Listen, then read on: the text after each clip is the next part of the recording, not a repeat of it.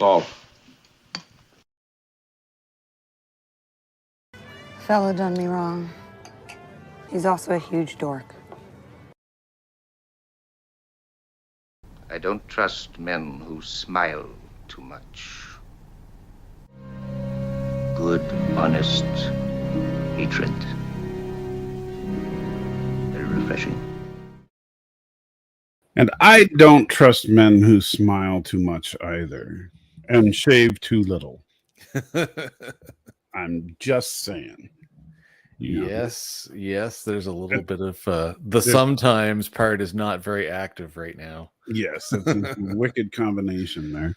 Yeah. So welcome to Nerd Fights. Waiting for Danny. Danny, I saw you in the chat a minute ago, so I sent you the link in the email, so waiting for you, buddy.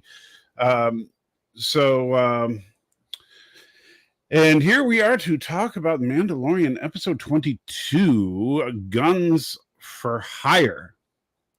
And definitely a different turn for the show. And I don't necessarily think it's contrary to what some people I know, like there's a lot of rage going on the interwebs, but I don't think it's all bad. I think that it's just that it's not what people were expecting or wanting. And I think that's a problem. Would you agree with that? Yeah, I have some comments on the biggest one of all being Jack Black. Mm-hmm. So, and I was thinking about this, of course. You think first? Well, sometimes I get paid to do that. Even the reality is as much as it's a good, bad, or otherwise thing, there's a lot of people that are very polarized about Jack Black in anything. Right. And I am one of those people. There are things where he pets all the fur backwards when he's in a thing, and then in another thing it's amazing.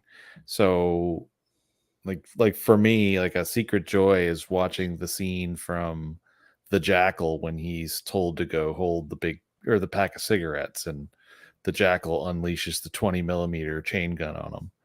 And then there are times when you see him in something like the King Kong movie where he is absolutely awesome. Right. And that's the thing, like he made that movie, that King Kong film. He was an integral part of the story, even though it was a Jack Black character. Yeah. Through and through. But it was an excellent movie, and everything about him on screen was excellent. Mm-hmm. So yeah, as it affects him showing up in this, it's less jarring than Tim trying to be a straight man. Yeah. Because the character in this was seemingly supposed to be a little high strung, as it were. The whole planet is high strung. Right. But the thing about it was it felt like a Jack Black character. It didn't. Yeah, and like Tim Meadows felt like he was trying to play a character that should have been played by a more dramatic actor. Whereas this felt like Jack Black was actually good casting for what the character was supposed to be. Yeah. Now you made a comment to me just before we hit the go live, and we were chuckling at what Stan had said before we started. Mm-hmm. And the funny thing is you made the comment, it feels like The Mandalorian is starting to turn into Clone Wars live action. Yes. The problem is it's nowhere near as tight as a Clone Wars episode. Right. So the Clone Wars can have so much exposition and so much story movement and do it in only 20 to 25 minutes. Right. It felt like, if you had cut this down to 20, 25 minutes, you would have had a solid Clone Wars episode. Yeah. So I don't know what's going on, but it's very weird. I don't know. Mm-hmm. Which is ironic because most of the time people complain that The Mandalorian's too short. Well, I would say the real complaint is it's short in what they wanted, Right. which actually also goes back to a very brief comment you made just beforehand too. And that is people aren't getting what they want, or what they think they want at least. And everyone's starting to throw the toys out of the pram. Yeah. But I gotta say, and this is the flip side of that. If this is, and I guess this is me just, you're rubbing off on me as far as you being Canadian. I'm starting to see glass half full kind of things. Is honestly, if this is the beginning of Disney Plus Star Wars morphing into live action Clone Wars, I'm okay with that. Because that's, live action Clone Wars would be a lot of fun. Like seeing characters like not just Bo-Katan, but all the characters that we saw in Clone Wars, and those types of adventures running around. Like this felt like a Clone Wars adventure too. Like, as far as what was going on in the city with the droid problem and all that. The speed of it was off, but it still had that feel. Yeah. And so and so if we start having like an anthology type of Star Wars where we have, hey, this week the Mandalorians are going to do this, and then next week the Jedi are doing that, that could be a lot of fun. And I actually was talking about this a little bit with Matthew a couple days ago. I said, for me, I'm starting to think that the safer bet would be to scrap having titled shows and just have the Star Wars show, whether you want to call it the new epoch or the new, I don't know what you want to call it. Call it anything. Just call it Star Wars. Go with Lucas's original title, The Star Wars. Yeah, and then just have the whole run. We're hoping Mo is gonna show, but hey, Mo, where are you? Need a flaming Mo over here. Yeah. Mo. I think honestly, we're getting to the point where, and honestly, the biggest problem, honestly, twice is honest. The issue is that you're going to start creating, and I've talked about this already, that the problem that happens, or that's happening in the MCU, even if the MCU was good, mostly, the problem still remains that there's too much content. And if you miss anything, or if you skip a whole series because you don't like that particular series for some strange reason, doesn't matter why, then you could end up missing out on a whole pile of important content that you otherwise, I'm wording that improperly at the end, but you get where I'm headed with that, is that you end up in a situation where you're ill-equipped to be able to actually understand what's going on. You become more lost faster, and then the next thing you know, you're just giving up because you're like, that's it, forget it, there's too much to catch up on, even in the world of being able to binge everything. So but you could put out occasional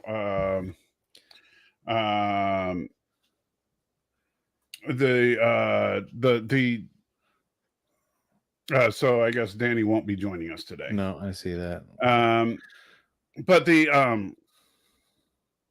if you took, like, and because I want to answer what some people were talking about, like Ariel was saying that you wouldn't be able to get more money out of people. Not true, because what you could do, like if you took all the Star Wars shows, especially like if you look at what's coming over the next couple of years, besides Mandalorian and Andor season 2, which honestly Andor wouldn't fit into this because it takes place in a different time frame.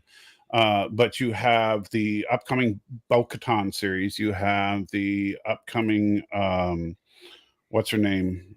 the Jedi girl, Ahsoka. Ahsoka Tano show. Yeah, and then you've got the one, the Acolyte, which I don't even know what that's actually about. Right. And I'm sure they're going to eventually do an Ezra show and stuff like that. So when you have these shows, and so instead of doing a 8-week show every couple of months, right? So that you do an 8-week show, then you take a couple months off, then you do another 8-week show, and take a couple months off. Instead of doing that, you do an anthology show, but you air an episode every other week. Same release time. Yeah. And that way people are getting a constant, regular feed of Star Wars. No, and it actually, interestingly enough, if you look at it from an annual perspective, it would put you on pace for doing 26 episodes. Right. In a quote unquote season, which is actually almost all the way back. Well, actually, it's slightly ahead of where we last really were in the 90s. Right. A little behind the 70s, but definitely back in the pocket where people would definitely stay engaged. And if you knew it was every 2 weeks, then it would have, it would have that staying power in everybody's mind, because you get into those crazy, you get these really weird choices that have been made over the years before streaming, where they'll do like a 7-week hiatus on something, right? But and then they wonder why the Nielsen numbers fall into the toilet, right? And I think it would be really cool if you, like, hey, 1 week you're following Din Djarin on an adventure, then Bo-Katan, and then Ahsoka, and then back to Din, but then you're going to another character, and then they introduce a character and you're following them for a week or two, and then you're back to Din, and then you're back to Ahsoka, and every now and then they bump into each other and they're working together on a problem, and so and it becomes it feels more like a universe at that point. Mm. And every now and whenever they go to Tatooine, they run into Boba Fett, and you can just you can see how that can work. And which is how Clone Wars was, where you'd have a couple episodes with Obi-Wan, a couple episodes with Anakin, a couple episodes with Padme, a couple episodes with Ahsoka, and they even did Yoda, and they've jumped all over the place. They did multiple arcs with the Mandalorian plot lines. Of course, obviously they did the full introduction of the Darksaber through Clone Wars. Like they covered all kinds of material. So so I think that doing a Clone Wars style show in live action post Return of the Jedi, starting with the Mandalorian, could be actually really good, and just rebranding, starting by rebranding Mandalorian into this show. I think would be a smarter move, since it does seem like the Lone Gunman Mandalorian arc is done. And I want to address this just real quick. The big reason, Ariel, why you'd still want to have half the episodes, even if you space them apart every 2 weeks, is the production run would never be able to keep up if you were constant. And considering the post-production work that's required on a show like this, even if you had all the time from all the on-screen actors, you do all your principal photography and any reshoots, you still have a ton of work to chase on the back end. So it's, we have to be reasonable. Like, these people aren't slaves. Although it is kind of funny because, in the Star Wars universe, slavery is acceptable. Yeah. and Danny thinks we're being shills, apparently. No.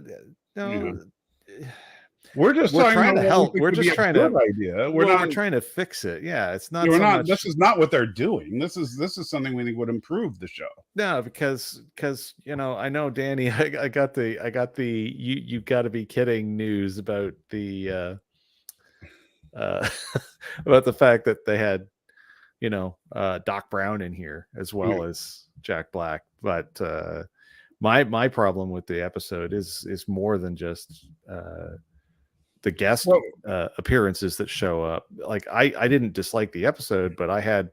Well, let's go right into the hot takes. Well, yeah. So here's my hot take. This is like glow pop mountain view, except without the really annoying like, I don't know, that was a really bad episode, but in this case I still kind of feel like we're spending way too much time with pretty vista shots and not enough time in the meat and potatoes. Because like I was saying, like actually, here's the best way for me to put it is I recently went back and I rewatched the last, what it was, 4 or 6 episodes of season 7 of Clone Wars, and those episodes are so tight. And I know that was the closeout for that whole series, but it's recently written content, meaning that this is what's capable to be output from LucasArts. And when I look at this episode and I see 40 odd minutes, and the first thing I see is an Architens, and then the next thing I know, I'm on, a goofy little robot quest, which I don't mind the goofy little robot quest if it's over in 10 minutes or something. And then that leads into something way more interesting. But this was like a bad version of Basil Exposition or something. I don't know. But the bad part is, and it's almost like a 2-part hot take, is the way this episode closes is another reason why this show frustrates me, is because it's all the promise that exists in the story elements. Right. So it's driving me bananas, because I know that there could be so much good storytelling come out of this, but it's like they're walking around the edge and they don't want to actually get in and do some serious Star Wars story. I don't know. I'm still willing to watch it, but it's driving me nuts because and the funny thing is the reason why it's I would say it's easier for Danny to get frustrated and be willing to walk away from it is because of the same it's in a different direction, but it's in the same reason why when certain things happen in the show I get so excited, is because I've consumed all the content. Right. So when I see a thing show up, and because we know that we see more obedience to the idea of Chekhov's gun in Star Wars than we do in Star Trek, the promises are just so huge. It's just, if they don't cash in, it's just going to get more annoying. And I'm afraid that this not cashing in thing is a disease that's catching. So more meat, less potato. Well, I'll say this. I think this is the nicest live action episode of Clone Wars I've ever seen. And so, and with that, I mean, it didn't feel like an episode of The Mandalorian. It genuinely felt like the only difference between this and an episode of Clone Wars was the fact that they were both Mandalorians instead of Jedi. If this had been like Anakin and Ahsoka going to a planet with a droid problem, this would have been absolutely they were actually going to the planet to find out why the Mandalorians were there, but then they find out they have a droid problem, and the only reason they could deal with the droid problem is because they had lightsabers, because Jedi were allowed to carry lightsabers. So that, to me, that it would work perfectly well as an episode of Clone Wars. I really did enjoy the episode overall, but I can see the frustration in people. I can understand the frustration in people, even though I'm not feeling it, because I'm enjoying where they're going with it, because I really like the idea of a live action Clone Wars. I'm still very much looking forward to seeing where this is going. I like seeing, okay, the fleet is there. They've now Bo-Katan is back in command of the Mandalorians that were in the stolen fleet, and so where are they going from here? I'm very much looking forward to where it's going. I will agree with you that could have used a bit more meat because there was a bit more potatoes than necessary. And you know, the but I can't, I disagree with Danny as far as it being absolute garbage. And by the way, Danny, you know, this is something you got to learn, buddy. I love you to death, but you know, and Thomas pointed this out in the chat earlier. You know, I've been absolutely every bit as frustrated with Picard as you are with this show. And I'm not saying I can't watch it and I quit. If you want to do content on YouTube, sometimes you got to watch stuff you don't want to watch. So, you know, honestly, you got to move past, buddy. You got to move past. And you say you texted me, but the last text I got from you was at 3:29 this morning, my time. So that's the last text I got from you. So maybe you didn't hit the send button. I don't know.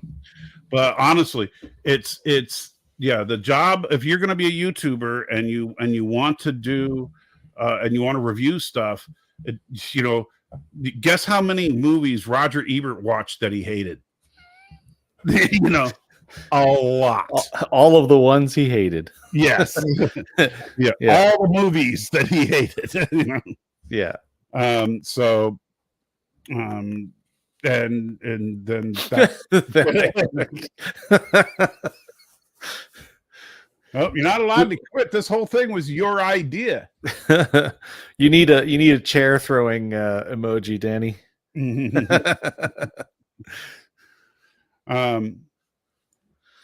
So we start out with another, I mean, and I gotta hand it to the VFX guys. They are definitely on point with their ship design. You know, yeah, at first I actually thought this was Mon Cal, but it was so did I. I thought this was a Mon Calamari ship. I can't remember what's the name of that squid people race. Yes, exactly. Matthew chirped it off right off the cuff when we were watching it tonight, and I was like, "Yeah, yes, those people, squid people." I recognize them, but I don't know what they're called. I'm going to dig, unless someone beats us to it in the chat. But I'm headed there now.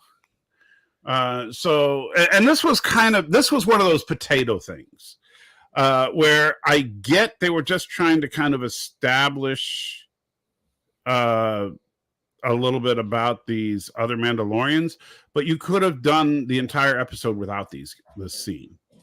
Well, we very rarely watch the recap at the start because it's kind of whatever. But yeah, I caught the start of it, and of course you see the squid folk from the planet with the fishing vessels from the pirate squid folk that tried to kill Din.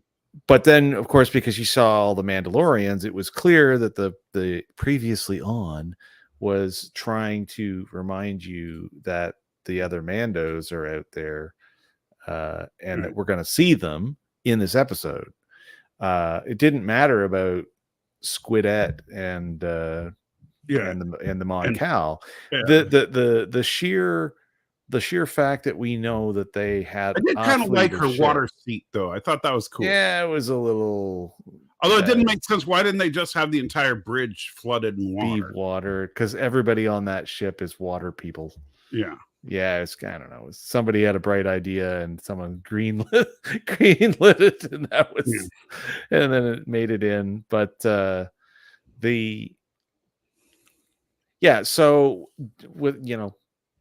we have the scene later in the episode where you see the fleet sitting on the planet's surface. And look, I'll take an Architon's cruiser coming across the screen like it did in this opening shot any day of the week. But the reality is that there was no need for this clearly throwaway subplot reason to show us that they took the Architon's cruiser that used to belong to Moff Gideon for their own. Like that's right, because we already knew that, because that was part of the deal from Mando season 2. Well, and even if it wasn't ever said straight out, Right. it would have still been a telegraphed thing. It would have still been understood that, hey, spoils of war and all, Right. ha ha ha. So I think they burned a bunch of time in this episode explaining to us about a fleet that we sort of already knew about. Mm-hmm. And I don't know, just it felt utterly unnecessary. The point was easily more made, believe it or not, when you got to the planet and you had like an entire squadron of those attack carriers. Right. And yeah, if you just see the ships parked on the planet, you know what's going on. And by the way, was I the only one that thought this bridge was like, what the heck? Because this looks like they're trying to copy a Star Trek bridge, with the command chair in the middle and the people working around the outside edge, and her staring at a view window. What good is that window going to do when the ship is behind them? They can't, like, it's not like she could turn the view. Yeah. It makes no sense for them to be, well, I'm looking out the window. It doesn't. This is Star Wars, so looking out the window doesn't do you any good. No, and for the most part, unless the ship is small, most bridges of large ships are there's usually a central table with either with like a holographic projector kind of thing. Yeah, or at least some kind of 2D tactical display on the surface of it. I think this is the first time we've seen the captain of a ship sitting in a command chair. Yeah, this is way too Star Trek-y for this. It's kind of oopsie doopsie. Yeah. I don't know where that came from, but yeah, and those guys are called the Quarren. I dug it up. Okay.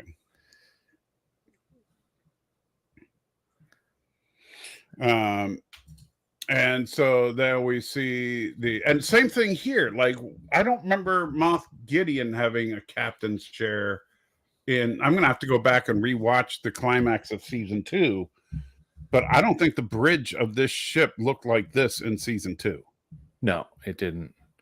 I had recently gone in and watched, and I mean, I can go take a quick double check while you talk about this, but I had gone in and watched the episode just to see whether or not Lieutenant Biscuits was on the bridge when they shot everybody or not. So, and I'm pretty sure, if I'm remembering correctly, that was not what it looked like, but I'll find out here in a second. Yeah. And can you hold on just a second? I'll be right back. Yep.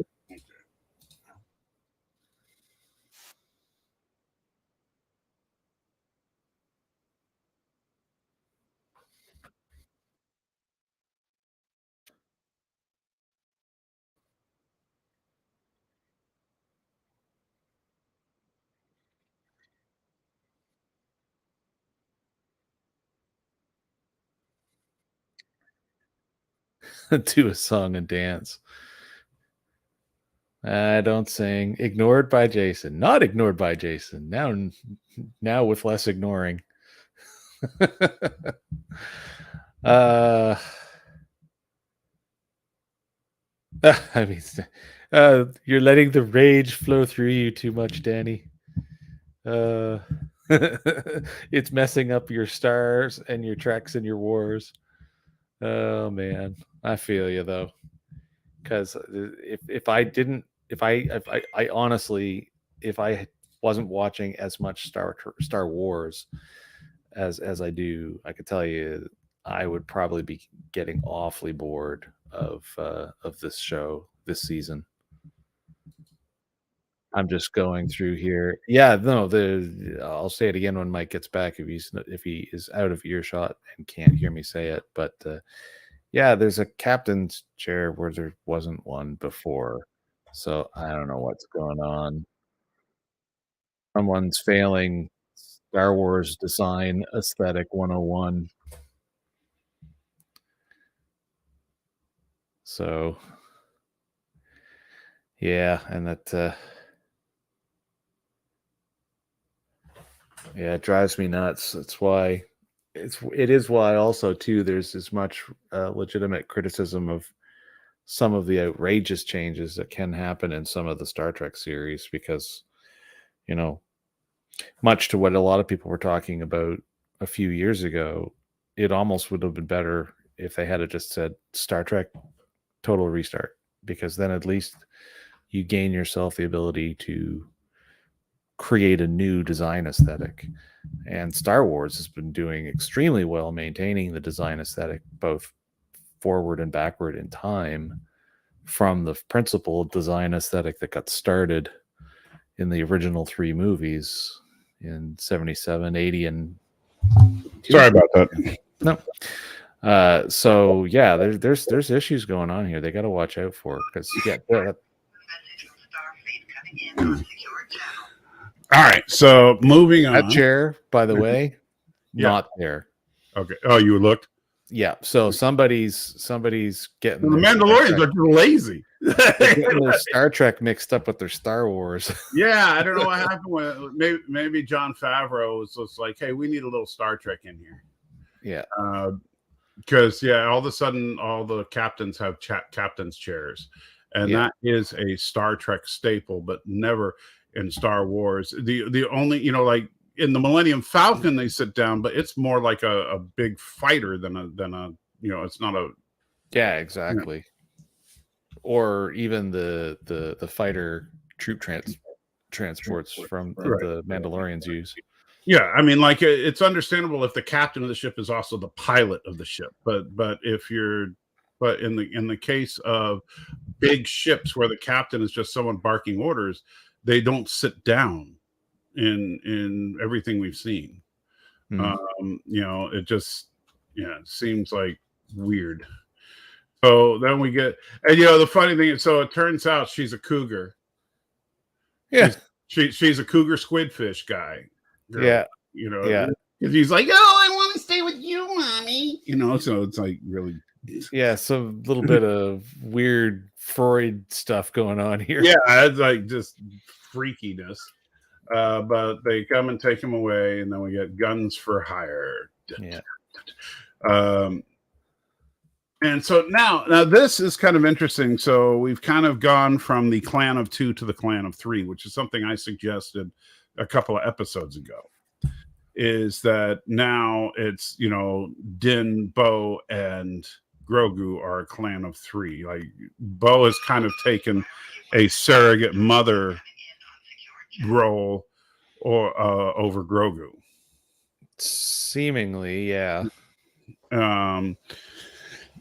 And so, but of course, everybody that meets Grogu loves him. So there's that. And I think it's just Katie Sackhoff wanted to work with Grogu because it's so cute.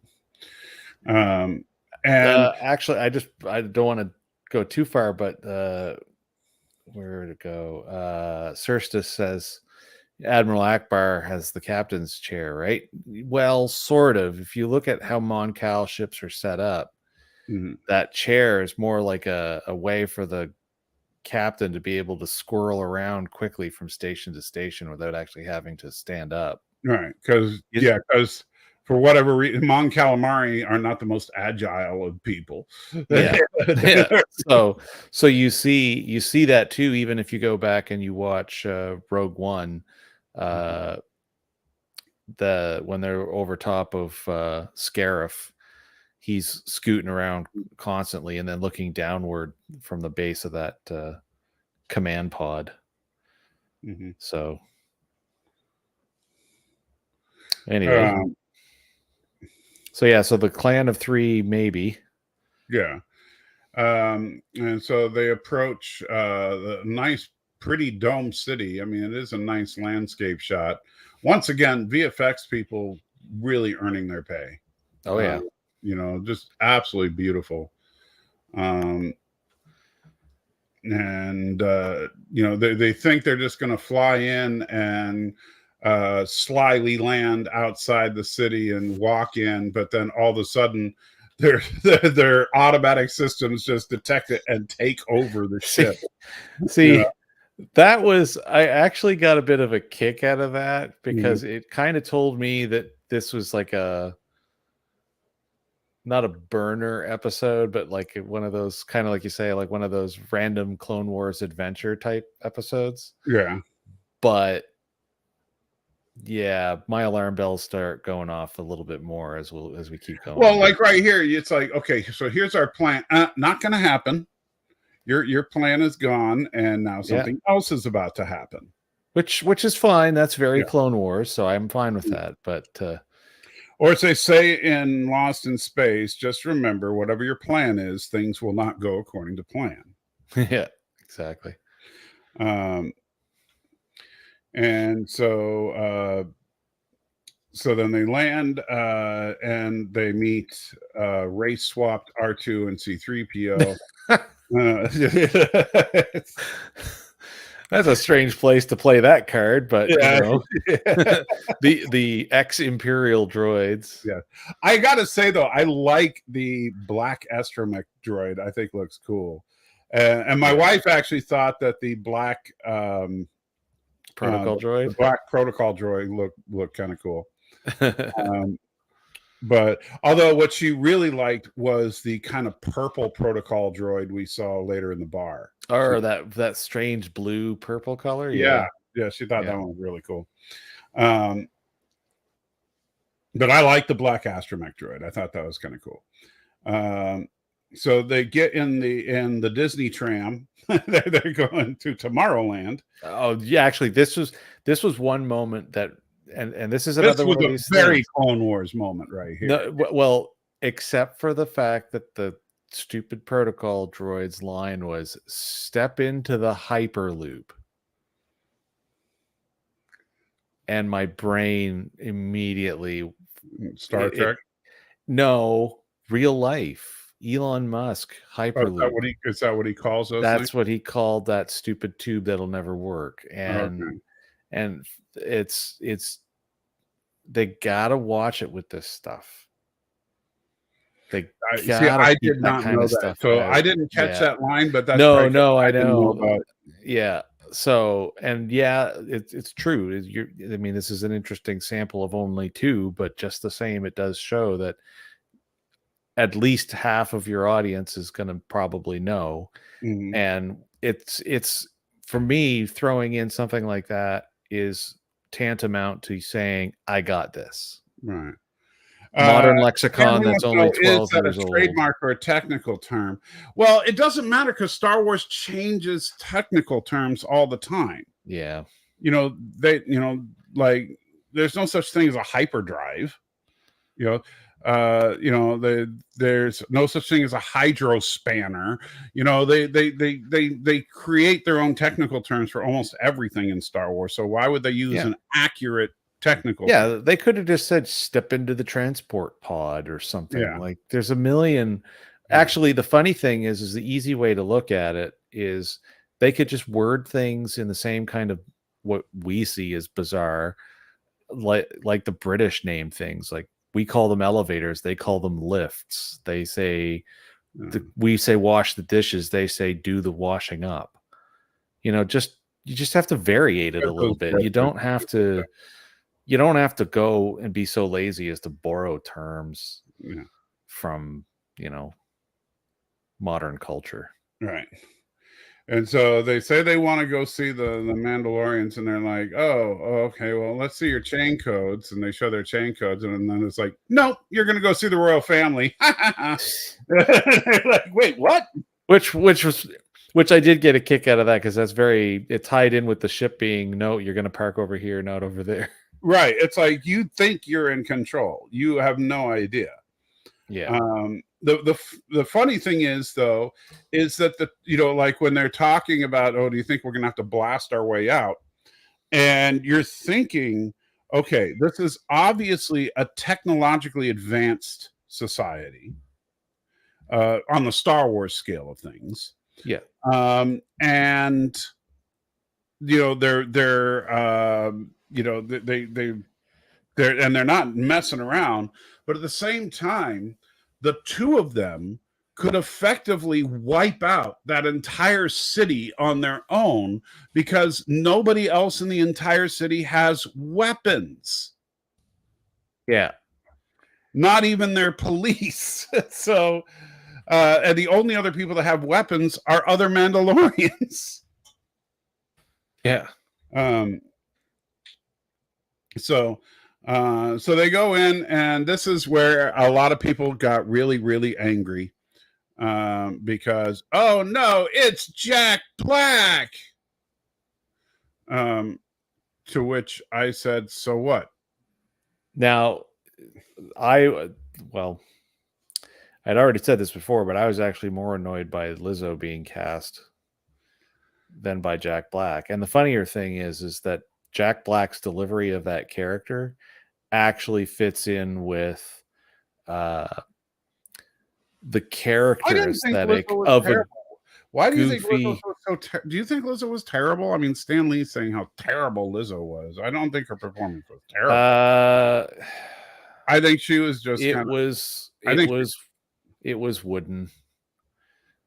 It wasn't she just came across as a typical. I mean, if you're gonna say she was terrible, then okay, does that mean? Well, she felt like, because she was the one who was actually royalty, where Jack Black was just kind of some guy that she hooked up with.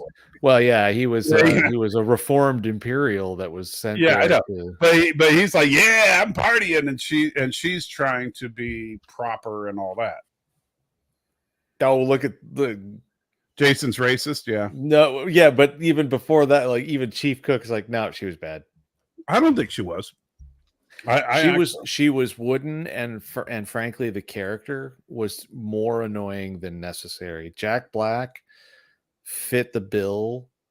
Now he's for some of the silly being characters. Annoying. That's code for Black. Well, if you go back and look at some of the funny one-off characters that we've had in Clone Wars, his character kind of fits that degree of supercilious that you'd get from some of those characters. This scene right here is one of the big reasons that I said this is a Clone Wars episode. Yeah, oh yeah, this is textbook Clone Wars. Everybody here feels like this felt like this was right out of Clone Wars. Yeah. And I don't even know what that's supposed to be. If that Burnham isn't even real. And so I did not find her wooden. I don't know. Maybe it's just me. Maybe because I like black women or something. But her facial expressions were like she was lively facially, but just the character for me was wooden. It just, I don't know. She seemed more to me. I wouldn't say wooden as much as she just felt more regal to me. Like she was someone who, like, if I think about, like, if you meet a member of the royal family, they're not going to be loose and partying down like Jack Black. They're going to be more like her. No, I don't know. It just, I don't know. It just didn't work for me. I was fine with Jack Black. I mean, it could have been anybody else, but I don't know. And, was too much. And just so you know, Jason, don't. Okay. Yeah. So I don't know. Like I said, like you say, this was very much a very textbook Clone Wars, but for me, it just didn't work. All right. Anyway, so they say, hey, we want to go see the Mandalorian. There's a great shot right there. Does the tiny little monetizable thing want some food? Yeah. I do love that, where he's like, oh yeah, he doesn't really take to strangers, and she holds out the food, and then he's like, yep, I like her. Yeah. Which, by the way, honestly, I think that's going to start to be a problem with more and more viewers. They're pushing the Grogu stuff like really hard. Well, they do a couple of cute scenes with Grogu, and then Grogu stays in the background. Yeah, I don't know. I love Grogu, but unless they want, the problem is that right now, and this is, again, it goes back to my 2-season arc is done. What are you going to do with Grogu? That's the problem. Thomas wants you to now I have crossed the line. yeah, because everybody loves Grogu. That should be a series right there. Everybody loves Grogu. That would be fun. And they just bring food. Yeah, bring tributes of food.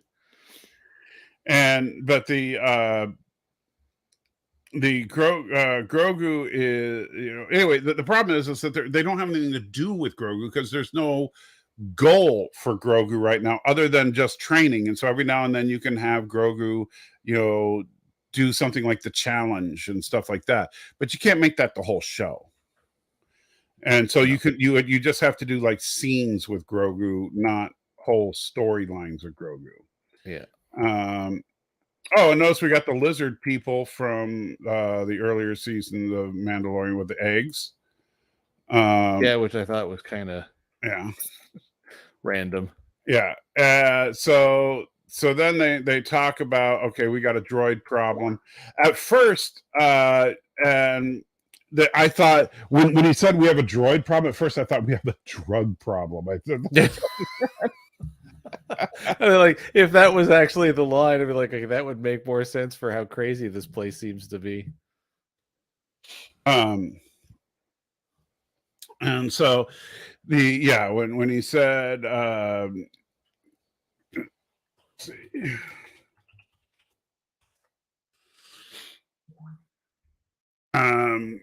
so they said they have a drug problem and they need him to go take care of it because nobody has weapons and so they can't fight battle droids. And they're like, battle droids? I don't even and I love the part where Din's like, yeah, you had me at battle droids. Like he's like, yeah, I'm so in right now. Yeah. And so they're like, okay, let's go take care of this business here.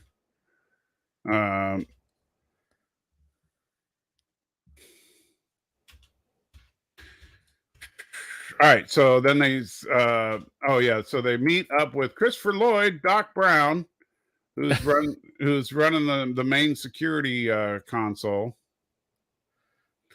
And which comically enough, I actually later on, the reason why I actually like the fact that they cast him in is because it was almost like he was channeling a little bit of Buddy from Search for Spock. Yeah, just that extra crusty, angry attitude. Yeah, I don't know. I like this guest appearance. I really actually enjoyed. And so Christopher Lloyd shows him some clips of the droids malfunctioning. Now, comically, the first droid malfunction is a modern day problem. I've seen that in videos. And so they're like, wonder what's going on. And then he talks about they have a fail-safe device that would shut off all the droids, but then society would go crazy. So they basically become too dependent on their droids. Which I've always said in Star Wars is slave labor, and people have scoffed at me, but in this episode, I think it kind of proves it. Since droids have their own social hangout places and stuff, you can't deny they're sentient beings. Well, and don't forget, even in the original first appearance of Star Wars droids, we don't serve your kind here. Right. Yeah, it was meant to sound racist. Yeah. So they're like going on the investigation. They start talking to Ugnaughts, to which she has no idea how to talk to an Ugnaught. So she's just like, hey, guys, we're here on official business. Answer, hey. And I do like, Din's like, I have spoken. And they listen. Because he knows how to talk to an Ugnaught after his adventures in season 1. And brought back memories of Queel dying, and it was so sad. Yeah, it was. I didn't mind it. Tellarites, no. Yeah, almost like Tellarites. Yeah. But I like that, they've kind of, and this is another thing they've done well on Mandalorian. In before, what did we know about Ugnaughts? They were just the creepy little things that were working in the basement of Cloud City. Now we know that they're like the best engineers in the galaxy. Yeah. And so I think that that's kind of cool that we've learned so much about more of these cultures. Yeah, it's cool to see them expand on something that was otherwise a background, and in a way that wasn't too, patronizing or stupid. Yeah. So then they go to check out the loading docks because that's where the Ugnaughts think the next problem's going to be. And while they're questioning, I love this. While she starts questioning the droid, Din just starts kicking the droids. If we were gonna do like the thumbs up, thumbs down counter or something, this goes in my thumbs up. Just randomly, just tormenting these things. Just abusing droids. To see which one fights back. And when a droid finally fights back, they like, okay, found the rogue droid, so they start going after him. Now, I gotta say, from a production value perspective, it's awfully cool to see so many things that were always pure CG in the prequel movies, and we're finally seeing them as practical props. Yeah, in a lot of these shots. Well, not just that, but like one thing, this is another thing that made me think this is a Clone Wars episode, is I thought it was really cool to see like he'd throw stuff and Bo-Katan would dodge by turning on her jetpack and stuff. That is right out of Clone Wars. Just smart little elements like that. Yeah. And I thought it was really cool to watch, and just I really enjoyed just this whole foot chase was really well done. But I felt like I'm watching. It's funny because even though we've seen Star Wars in live action, it felt like somebody brought Clone Wars to life, which makes sense since Dave Filoni is on the creative team of this. Yeah. So they finally tackle and take down the battle droid, and they find a spark card on him, which is like something that you get when you go to a bar. Yeah. And the bar is called Resistor. Yeah. And so they decide to head to the bar, and everybody in the bar just immediately stops because it's a droid bar. They all just immediately stop when a couple of biologicals walk in, and they go up to the bartender. And at first, they think the bartender's like behind this whole thing. Yeah, and actually, I was kind of thinking that too. Like this is some seedy place kind of thing. But the bartender absolutely wants to help because he doesn't want the droids replaced by humans, and droids malfunctioning is going to cause that to happen. And so before you go too far, there was one thing I'm surprised you didn't take note of that was kind of a bit of an eye roll because of the aesthetic of it. It was after they shot the B2 down, the little droids that showed up. That has got Wally written all over. Oh yeah, the little police droids. Oh yeah, it's like well, maybe whoever it was involved with putting the Wally robots into this show is the same person that put a captain's chair on both those ships. By the way, note to the people making Picard, this is a better bar scene. Because you didn't just go to a freaking bar and shoot it. You made a bar. That's so yeah. So the droid explains, and this is decent exposition because these two don't understand it. And so when the droid explains it to them, he's explaining to us how droids drink in a bar. And they're basically drinking programming language to basically clean up bad code in their programming language. Which is interesting. You gotta, it's like a defrag program. Well, that's yeah. You know, it's like you're drinking defrag, and the problem is that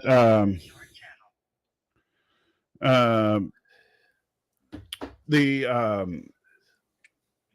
the problem is that it seems like that someone snuck a little Trojan horse into some defrag, and he figures out that all the malfunctioning droids happen to have sampled the same defrag program.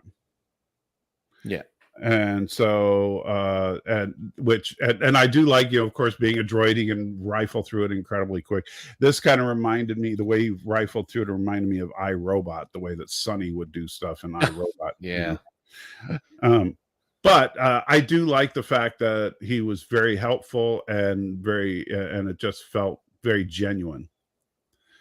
So then they're looking at the B2 and they're going to test to see if he does indeed have the weird programming stuff on it. And I do love so what are the odds that it's still active? And then immediately the medical droid starts trying to kill them.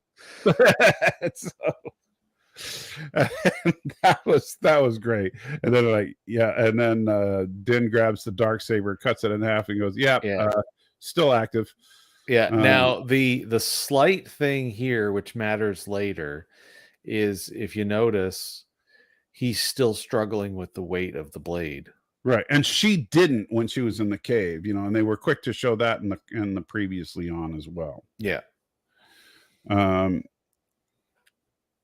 And so the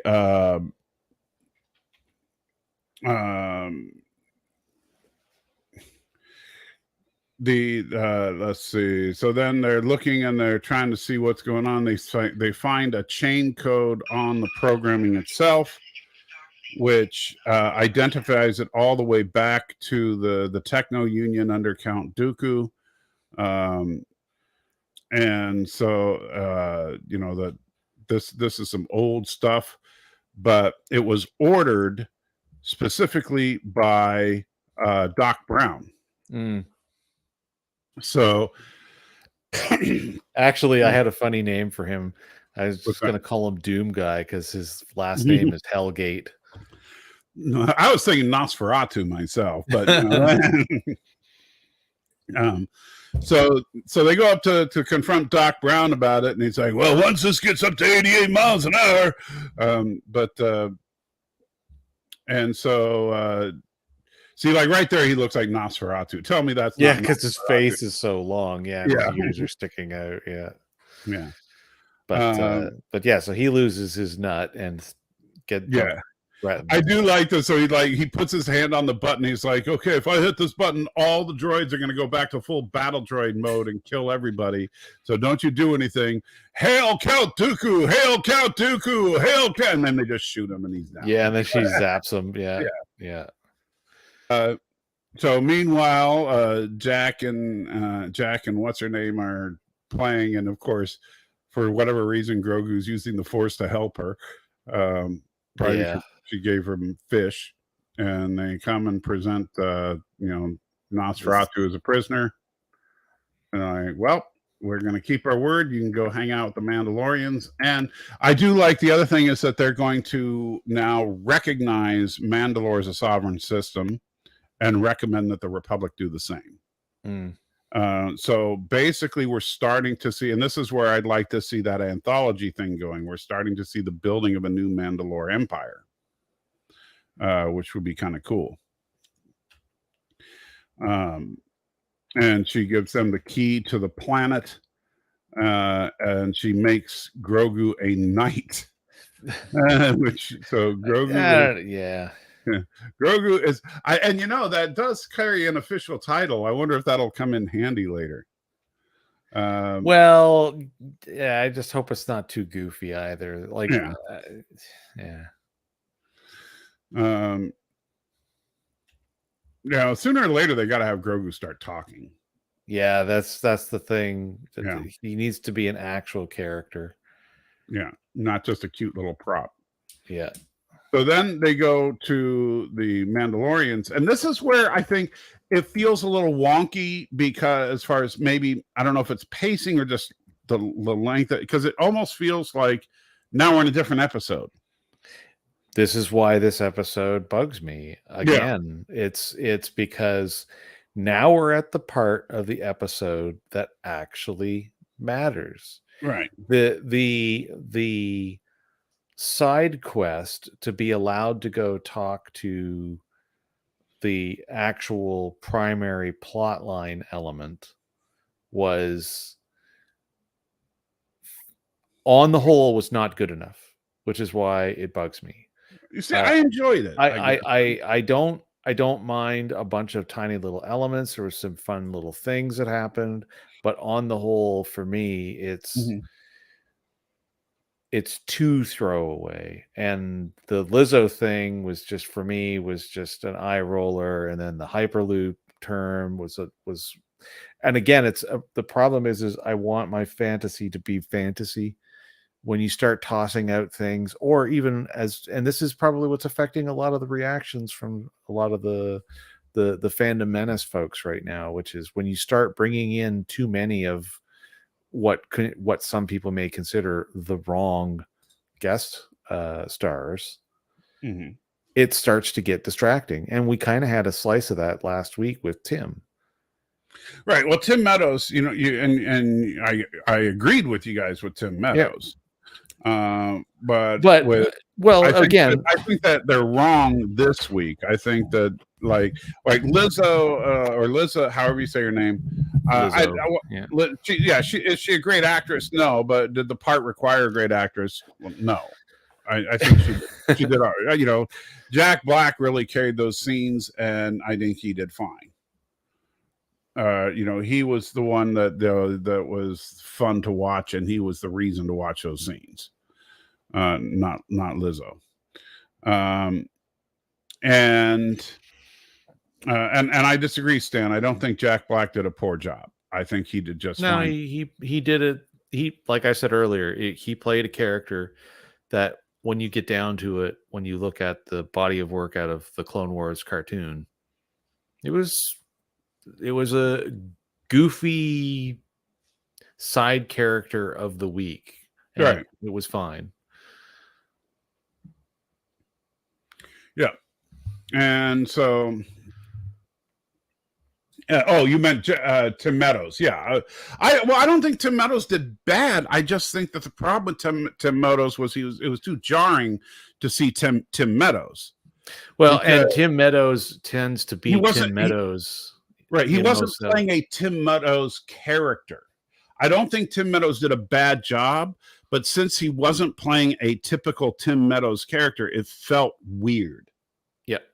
And it was forced. It was like it was his first try at something serious, and it just ended up coming across comedic. Right. Everybody that watched I was expecting comedy. It wasn't purely comedy. He had some sarcasm in the role, and I think he did it. I think he did it okay. Like when I watched it a second and third time, I think he did fine. It's just that it's very jarring to see Tim Meadows playing that part. And so the big problem is just that you're looking at Tim Meadows. You know, if it was a weird alien face, it would have been fine. You know, anyway.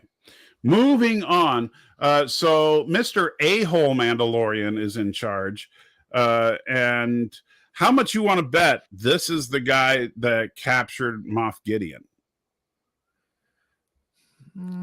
I don't know. Well, remember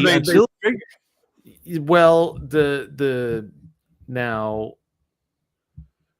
I thought this before I saw Eckhart put up this theory on his own channel. But there's nothing to say that it isn't a setup on the part of someone who works for Thrawn. That could be too. Yeah. If they're going to do something directly Thrawn related with this, because the biggest threat to everybody, frankly, is a reunited Mandalorian. Right, because Mandalorians are such awesome warriors. Yeah, exactly. And they're not going to put their guns down, and they will, unlike a lot of the planets in the New Republic, actually run a fleet and actually take full responsibility for the protection of their system and potentially any systems in the neighborhood or the region of the galaxy that they're in. So they actually would be a force to be reckoned with. Right. So what better way to try to kneecap them than to frame them for something like that? And Mercer, I have to disagree with you on this. I mean, as I was saying, Star Wars should not have cameos. Somebody's got to play these roles. You know, I don't mind it being an established actor if they want to do a small part in Star Wars. You know, having Christopher Lloyd playing the security guy, I thought was fine. Having Jack Black playing the one dude was fine. And who knows, maybe we'll see them again in future stuff. But you know, anybody playing the part, it would be considered a cameo. So, you know, you're gonna have somebody in the role. And are you saying we should just never cast known actors? You know, should Star Wars only cast unknowns? Well, then take away half the roles that we've ever seen in Star Wars. Because except for in the very first Star Wars movie, well, even then, so we're going to get rid of Peter Cushing as Grand Moff Tarkin? Yeah, because he was huge at the time. Yeah, and he played a small part. Are we going to get rid of Alec Guinness as Obi-Wan? You know, are we going to... Are we seriously talking about getting rid of Count Dooku? Right. Yeah, because by the way, Count Dooku, that was pretty much a cameo in each movie he was in. And Alec Guinness was a cameo in Empire and Jedi. Yeah. So yes, we do cameos in Star Wars. That's always been the case. And Peter Cushing was a little more than a cameo in the first Star Wars film, and he made that movie. Yeah, and let's not forget, nobody had any issue with Ahmed Best being a cameo as a Jedi. Right. And that just happened in this season. Right. So, yeah, I have no problem with cameos. I do think that Tim Meadows was a mistake. But other than that, I have no problem with any of the casting this season. And Bill Burr, by the way, last season, I liked him. Yeah. Right. we learned that Bill can actually act. Yeah. And I do like, by the way, that we see some of the Mandos we've seen before here. Grumpy face there in the middle. Yeah. And so that's cool. And so she shows up and she's like, yeah, you know what? I'm here to take control again. And they're like, yeah, I don't think so. And she's like, okay, then let's fight. And he's like, okay, we'll fight. And so they fight and fight and fight. And it's actually another really good fight where they effectively use their jetpacks extremely effectively in this fight. They use a lot of their Mando toys extremely well in this. Between the little shield on her wrist, their lassos, their wrist munitions, everything is just but I think my favorite moment in the fight was him throwing her off the wing, her hitting the jetpack and roping him at the same time. Yeah, well, when she was about to go off, I was like, if she hits the ground and doesn't have to yield, this is going to be annoying. And then all of a sudden, jetpack and rope move. That was freaking awesome. That was, that was awesome. And Mercer, again, we're not losing the story. Look, I know this episode, me and Jason disagree a little bit on the story stuff, but at the same time, look, I don't know how you feel about it so far, but I think that there's been more story this season in Mandalorian than Picard. And I think that Picard has been. How does Picard has just been, do you mean me or do you mean Mercer? No, I didn't know how you felt about it. That's me. I think that Picard has been depending purely on nostalgia. On paper, if you were keeping score, Mando's definitely actually got more forward motion with story elements, things that we know need to be completed from other components of Star Wars, but less open-aired questions, like where they're just throwing mystery box. Yeah, and then even when you get a box open, all it shows is another level to the box. Like, Right. you know, the fact that, you know, Picard's kid seems to be Dr. Xavier's kid. Right. And as far as how they activate their jetpacks, I don't know. I'm They've sure never explained that. It seems to almost be telekinetic. It's plot. And it's been that way in everything. Even if you watch the jetpack use for Boba Fett in the Return of the Jedi, they never bother to explain it. It's just it happens. There's a nice shot of him using his flamethrower. Mm. But yeah, a lot of really good use here. And then she finally gets the knife to his throat, and wins the fight. And they're like, yeah, but you know what? You're supposed to have the dark saber. And Mando's like, and now I get to be right. Yes, very good, Jason. You get your brownie for this one. Because I was all on about this when we watched the cave spider monster. She picked it up. And so I will grant you that. I disagreed with you, and I was wrong on that one. And that's huge for this whole Mandalorian story. From a lore perspective, because now he said, Din says that she defeated the enemy that defeated me. Therefore, the saber belongs to her. Yeah, and he gives it to her, and I do like the last shot. She ignites the saber. The end. Yeah. And so and look at this. I just kind of like this shot because it's like you see that she's got the dark saber, and Din is standing there behind her, head to toe in Beskar.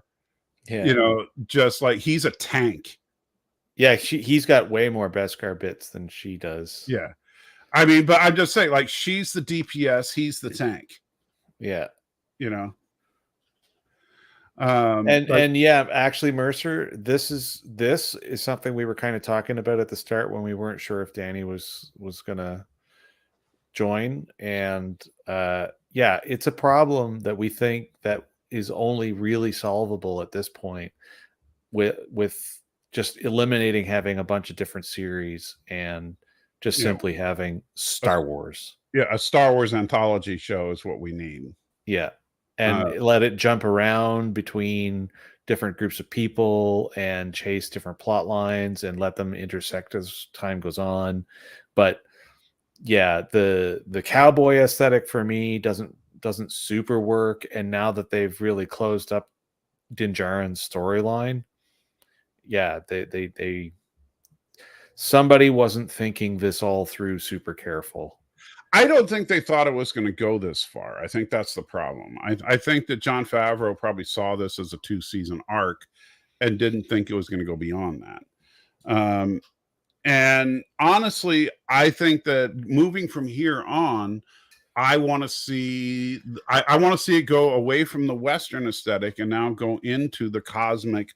Let's take back Mandalore. Let's establish a new Mandalorian empire. Yeah, they need to re-embrace that kind of grandiose Star Wars style of storytelling. And then the Mandalorians are going to basically try to reach out into the galaxy and maybe get into it with the Republic. Because the Republic might start seeing them as a threat. And at the same time, they're going to run into Thrawn. And eventually, if they keep going for a long time, we might start seeing the beginnings of the First Order and stuff like that. Or at least, and I know people are like, no, not the First Order. Look, it's not a dirty word. And we still have lots of opportunity for them to do a lot of Remnant stories because the Remnant predates the First Order. Right. So there's plenty to do. Yeah. We just need to get away from the wandering gunslinger mode. And this shot right here to me feels like we're getting away from the wandering gunslinger. Yeah. Like now we have a gunslinger that's backing up a political leader. and I'm very curious to see where it goes. Yeah. And the whole point of the two of them standing together is, as the armor even talked about, they need to reunite all Mandalorians. And why are they reuniting all Mandalorians? To take back Mandalore. And why are they going to take back Mandalore? To make make Mandalorian great again. You know, they're going to rebuild the Mandalorian Empire, and that's exciting to me.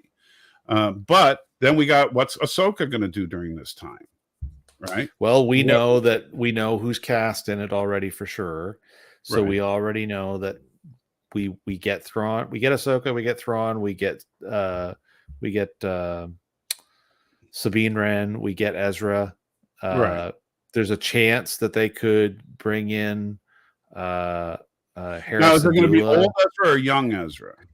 Don't know, because that comes down to if it's going to be the person playing Ezra is playing 20-year-old or 18-year-old Ezra when they're sent by the Purgle off into wherever land, or are they playing Ezra, 20 years later, like a 40-year-old Ezra during the Mandalorian era? Exactly. It's hard to say. Right.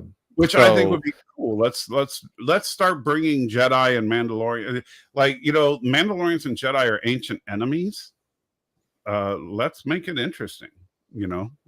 Yeah, I generally speaking wouldn't have much trouble with them adding some strife. I mean, storytelling in Star Wars is almost always better when there's some form of conflict. So, well, and what better way to do a great war in Star Wars than to like both sides? So the reason why they would take back Mandalore is because of the Beskar mines. So so Mandalore and oh man, I forget the name of the moon now. Right. The principal moon of around Mandalore. But there's a lot of Imperial remnants. Well, but that planet and that moon are very rich in resources, and it just sits as a base. And because of the presence, now we know for sure there's a mythosaur. Then there's an extra Mandalorian religion reason to go back there and go hang. So. Oh, and Mr. Trent's comment, to take back from who? The Empire. The remnant of the Empire is in control of that system. That's why, remember, they bombed the Bo-Katan's home. The Empire is in full control of that sector. And so they are going, the Mandalorians are going to, that's going to be one heck of a battle. Concordia is the name of the moon. I couldn't remember. And I mean, heck, that's an entire war waiting to happen. It could be Thrawn himself that's in control of the system. And because Beskar is an incredible asset to be in control of. And so could they make Beskar alloy ships? I think in the EU and Legends stuff, I think they actually did. And are they indestructible? It's pretty crazy. I mean, I would think blaster fire wouldn't work on them. So, if you line an entire ship with Beskar, if a lightsaber can't cut through Beskar, blaster fire certainly ain't going through it.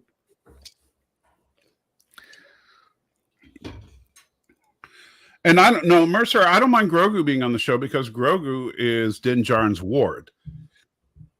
But Grogu needs to grow as a character. Instead of just being the cute baby, Grogu needs to start talking, start training, start being more involved in combat.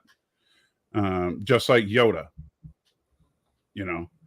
It can't just be a cute little thing. They need Grogu to start will always be adorable, but give Grogu a real voice and give Grogu, and have Grogu start talking. I'm not saying put Grogu in Beskar armor and all that, and in fact, since Grogu kind of sees Bo-Katan as mommy now, maybe Grogu says, I'm not putting a helmet on. you know.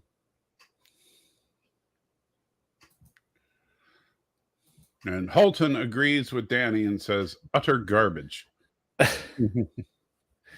Well, I'll tell you what, I'm still into watching the show because of the pieces like this that matter, that do actually move storyline forward.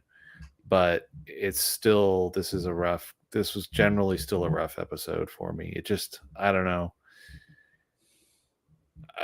Maybe I'm being I'm being made too sensitive by the fact that we've had a couple of kind of clunky paced episodes. Your racism kicked in too. Oh well, just a little bit, you know. Yeah. So let's hear your final thoughts and score.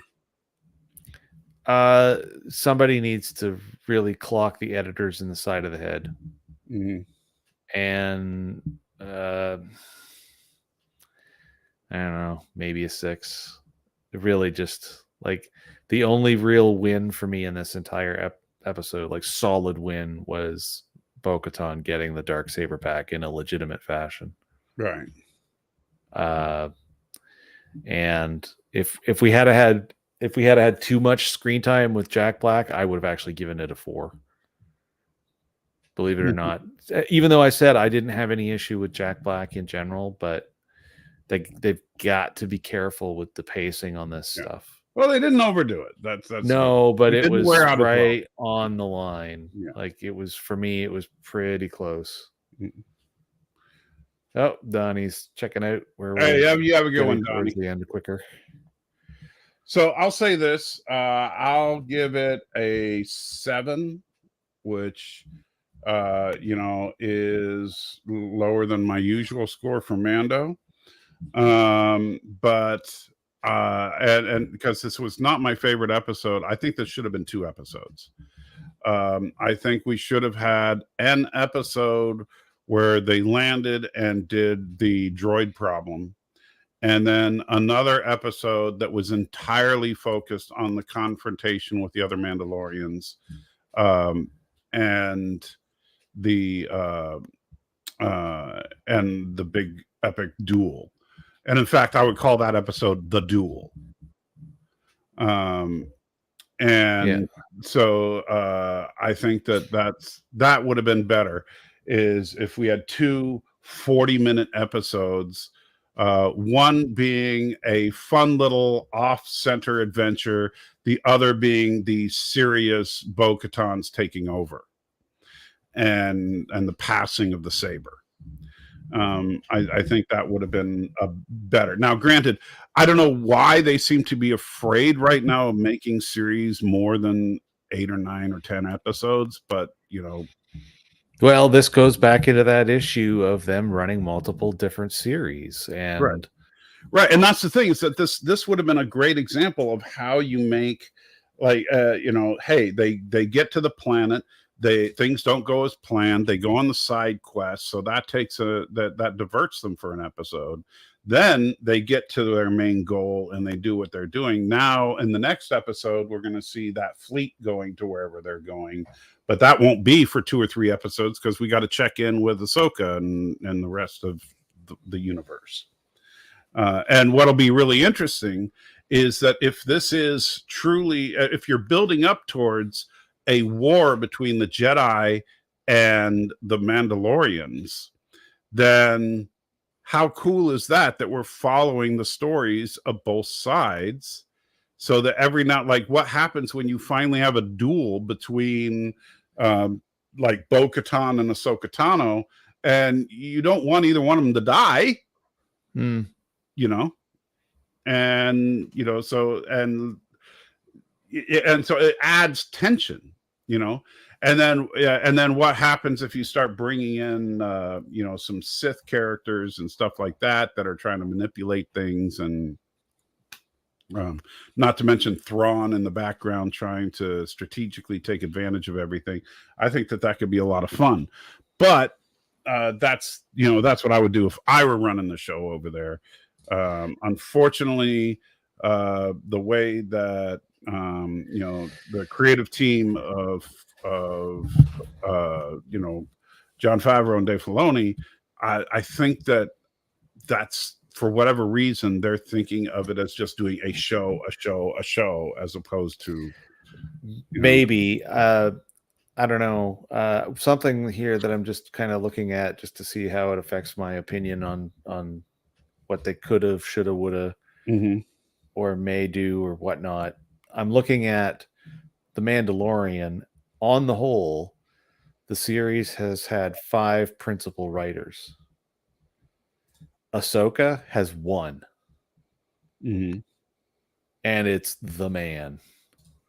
It's Dave Filoni. Yeah. And that can make a difference. If you have a single writer, the vision can be more focused. Yeah, and I'll tell you, like when you look at season 3 right now of Mando, the first episode was not bad, but it felt underwhelming. The Mines of Mandalore was fine, other than some goofy stuff like, well, if your helmet seals, then why do you need a robot? And why did we waste any time trying to get, the IG-11 thing was just dumb. See, that's another example. But see, it's these are the things that we're losing all this time on. Like IG-11 never paid off. It was stupid. Right. It burnt a bunch of time. This business in the dome was stupid. It burnt a bunch of time. The amount of time it took to bring Lieutenant Biscuits to the forefront was an enormous waste of time. Right. But the then IG-11 would have been better served using that time to set up some Lieutenant Biscuits. Yes, it would have. Like take some of those elements, not all of that 42-minute block, but take some of that and have spliced it into the first 2 or 3 episodes. Right. The Foundling was fine. The pirate episode was fine. This and would then we get season. Honestly, I think there's a good story here, but I do think like this would be a season that I would seriously consider taking a stab at recutting. Because I think with trimming out some of the unnecessary elements and move, like especially the Lieutenant Biscuit story, moving that around a bit, I think you could make a huge difference in the palatability of this season. Yeah, and now this is actually a good point. Like, why do this? Because there is no commercials to be had. I can answer that to a certain extent, Stanley. You want this series to last at, first of all, minimum 2 months, mainly so that people can't just watch the whole thing on a free preview. But the flip side, though, and that's why, like, I think my concept is so genius. If they were putting out a new Star Wars episode every 2 weeks, all year round, then you could never, you just have to constantly be subscribed because you'd always be getting your Star Wars fix in 2 weeks. And what you would do on the alternate week, MCU. And so you would have a Star Wars show and an MCU show dropping every alternate week. And instead of having a bunch of named MCU shows, it's just the MCU. You would just call it, the Marvel Universe or something. Yeah, Marvel Universe, and just bam, and do the same thing. And man, I think that Disney Plus would suddenly become even, just insane. Well, and it would be a lot easier for casuals to come into stuff because there'd be, I want to watch Marvel. Okay, so there's Marvel. I watch Marvel. That's it. Right. I don't have to go to some crazy episode guide thing on the Disney Plus site and then actually hit the insane-o-matic, watch all the things in chronological order, because if I don't, it might not work. But if you want to, if you watch a couple episodes, you're like, this is good, you could go back to the thing and say, watch the whole series from the beginning, and you can do it that way and watch everything as it's unfolded. And I think that could be a lot of fun too. For new people that come in, you make sure that, hey, you don't want it to ever feel like it's completely overwhelming. But then if they like what they're seeing, you make it an easy enough thing to just go back and start watching old stuff.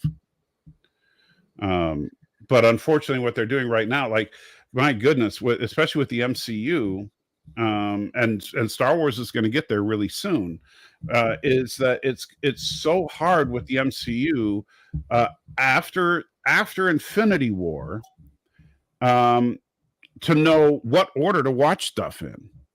Oh, they dialed it up to 11. Right. And like, it's crazy. When people ask me, I'm not even like, well, WandaVision and Loki and the Falcon and Winter Soldier.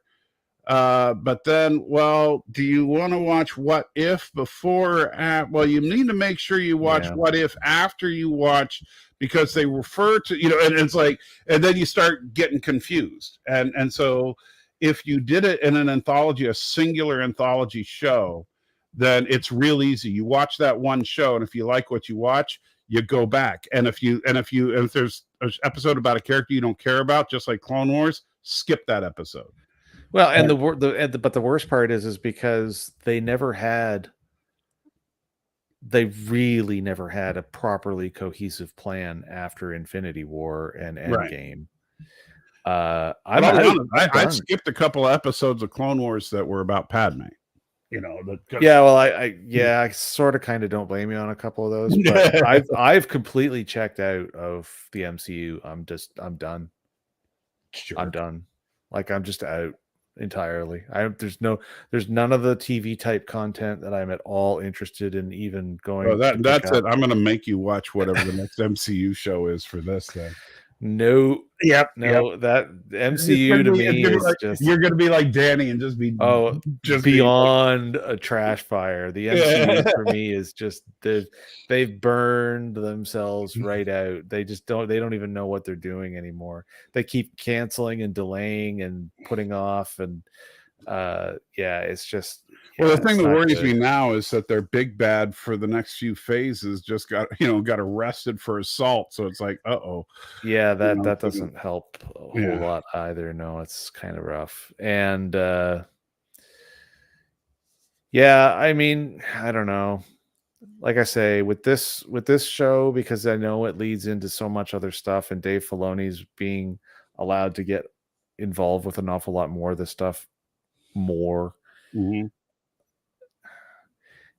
I have a lot more hope with this.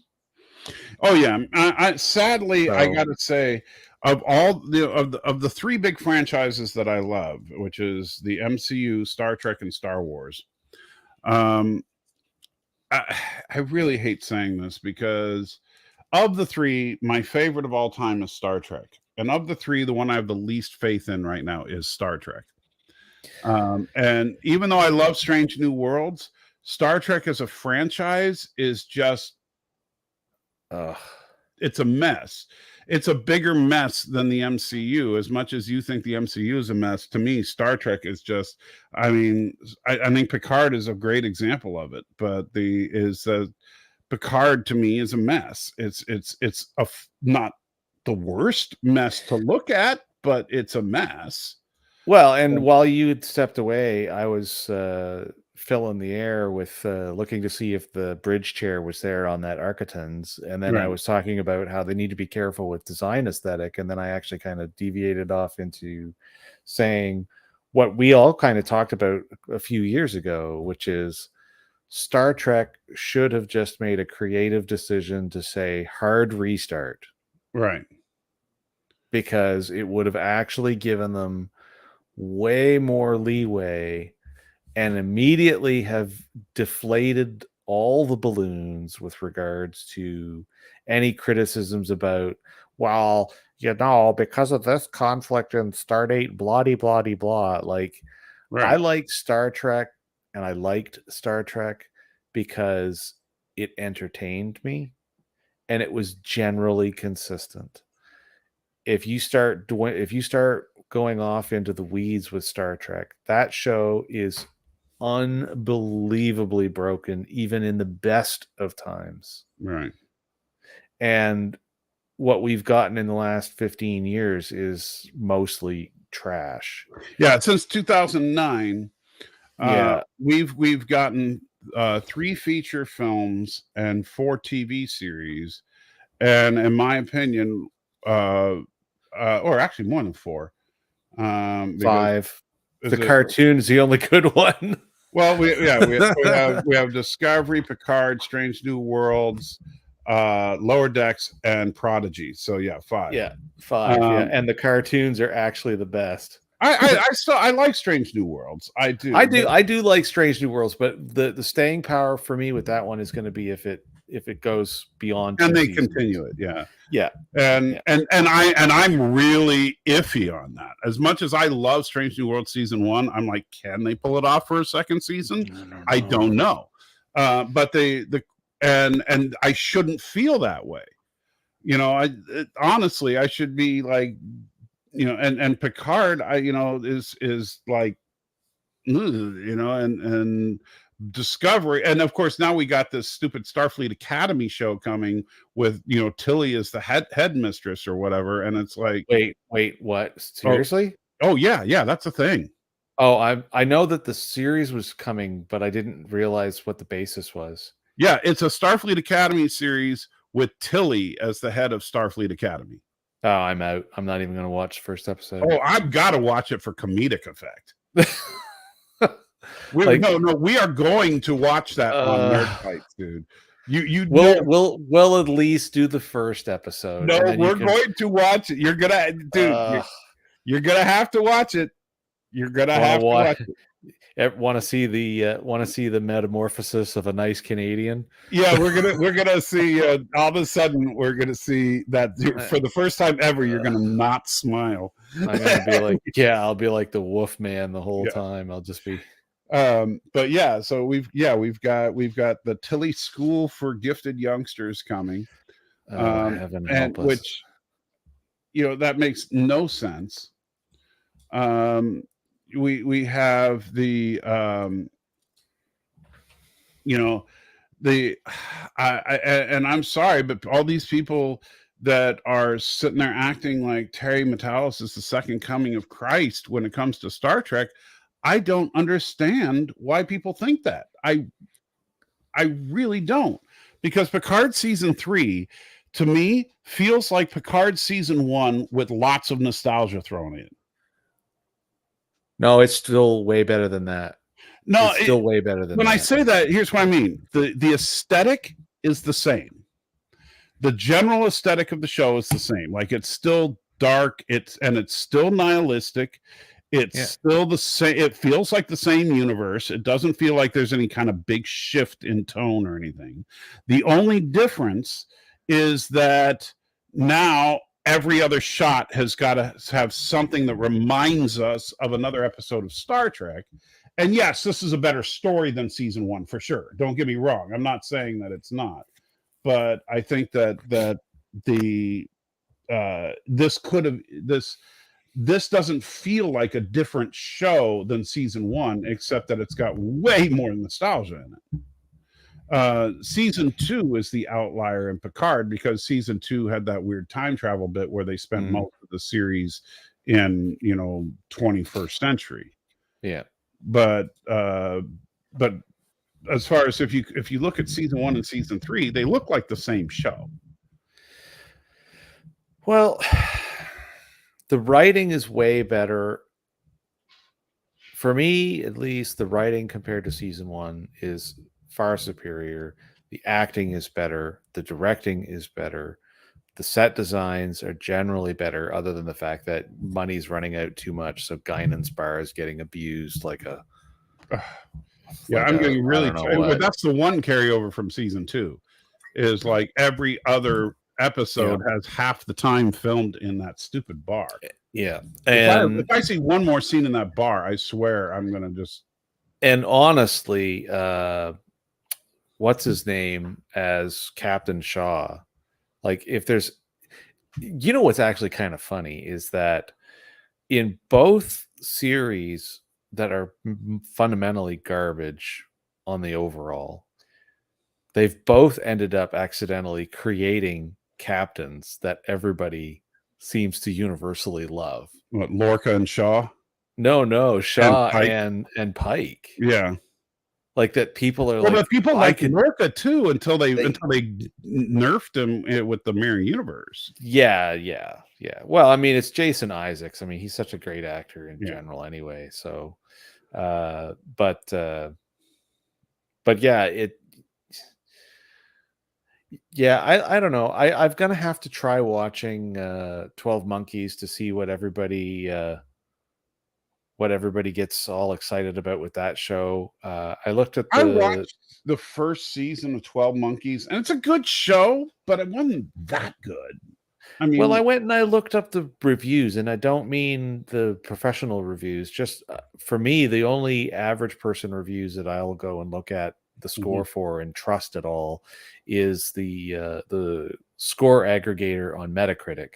sure. It seems to be messed with the least because we know that there's funny games at Rotten Tomatoes, All right. and they're not terrible, but they're also not awesome. And yeah, like if for the Star Trek side of things, for me, I've said it a few times and I'll keep saying it. If this is the great, hailing frequencies closed, then I'll take it. It's way better than what we were going to get left with in season 2 of Picard, and Right. there's fundamentally nothing redeemable about the Discovery series. We see, at least with Star Trek, I think the universe has become so convoluted and everything. At this point, I think you're right. A hard reboot is what we need. Yeah. Just say the heck with it. We're done. We're gonna start over. And a show like Strange New Worlds would be a great place to start. Yeah. Or you do a show that takes place earlier if you want to do like a Birth of the Federation type show. But whatever you want to do, you just make it official. This is the reboot of Star Trek. And Actually, Stanley, if you want to get down to where they should have stopped, they should have stopped. They should never. I mean, I agree they should have stopped with All Good Things. I think that should have well, been, for the TNG crew, that should have been it. yeah. And as far as Berman era Trek, other than the fact I know it's going to unfortunately take away some roles from some people, they should have stopped with the end of DS9, and there should just never have been Voyager. And Enterprise? I don't know what to say about Enterprise. Enterprise is a weird kettle of fish for me. I would say cut Voyager and just go straight to Enterprise. Give Enterprise its full 7 seasons and call that the Berman era, and then be done with it. Yeah. And then just walk away from it. And then if you want to do a whole new, fresh, clean slate Star Trek, go to town. Yeah, do Star Trek Gen 3, 10 years later or something. Yeah. But the difference in where this is Star Wars Wednesday, we'll swing this all the way back to Star Wars. Yeah, I Star know, Wars is still salvageable. Janeway, I don't know. You'd have to figure something out for that because, like I said, written so horribly inconsistent. So like I said, there's a lot of people that it would suck that we wouldn't have them because there's a lot of interesting characters that did come out of it. But Voyager was a flawed show from the go. Well, yeah, I liked Tuvok a lot. I thought Tuvok was one of my favorite characters. Having a Vulcan security officer, what a brilliant idea. Yeah, but Seven was actually grew really well. And a few other characters definitely they did. And Robert Picardo is just awesome in almost everything he ever does. But it was such an inconsistent show. I like the Doctor much better than Data, to be honest. I thought he was a much more interesting character than Data because he had limitations, number one. And because he couldn't, at least until they gave him the mobile emitter. And I just like the fact that he was just ornery. Well, he's very good at playing that. Picardo's very good at playing that kind of a character. But so with Star Wars, the biggest thing with Star Wars is that until LucasArts and Lucasfilm deleted, quote unquote, the EU and the Legends content from canon after they purchased the whole thing from George Lucas, there was an outrageous amount of semi-canonical and canonical content. Right. to where it made Star Trek look ridiculous. That made Star Trek look like a JV team in comparison. Right. I mean, they had the histories of things basically nailed down thousands of years into the past. Many thousands of years into the past. Like if you look at the before Battle of Old Republic and all that, yeah, like it's crazy, and they had all kinds of stuff. Oh no, Thomas, you're jinxing everything. You got another prediction out. So me 4 out of 10, you 6 out of 10, Danny 8 out of 10. No, I disagree. I think you're right about me and Jason, but I think Danny's going to be 9.5 out of 10. I don't know. They got to bring the thunder with this next episode. Well, I think Danny will think that they did. I don't know. It's so hard to say. They got to crank. Yeah. They better. And no more mystery boxes. Oh my geez. If they don't stop with new twists on the mystery or new mysteries, I'm just gonna I brought this up last week when we were talking about stuff, or was that when I was just talking to you on Saturday, where I said I'm getting tired of the fact that that people don't realize that you can spoil an entire unit of something. So in this case, an entire season with just one bad episode at the end. And I used that movie Would You Rather as an example, and how they effectively ruined they stuck the landing, and then they went 5 minutes too long with that movie, and then they actually ruined the ending of the movie. Right. And yeah, it's just they gotta be so careful with this stuff. It's like, and you know what? Sometimes you get so close to the metal, you forget what you're doing, and you know.